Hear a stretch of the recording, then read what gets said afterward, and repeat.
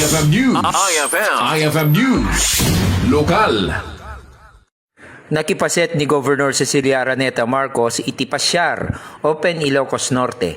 May sa learning tour na disenyo ang mangipay kadagiti napili nga estudyante iti elementarya iti intero a probinsya iti addaan kay Papanan ken makaisuro a padas. Kabayatan ti aktibidad, personal ang nakikadwa ni Governor Araneta Marcos kadagiti estudyante manipod iti Municipality of Adams. Isuda ti imuna a grupo nga nakapadas daytoy nga pasyar. Bayat ti panagpasyar da iti Lawag International Airport, dahil tiket ng TED kadakwada iti manmano agundaway ang makasursuro, mismo ang may papan iti aviation, ken panagbiyahe. Bayat ti panagkasursuro da, ken panagosyoso da iti labes iti classroom da. Nga isumet ti ragsak ken adal abalon da, iti pinagawid da ijay eskwela da.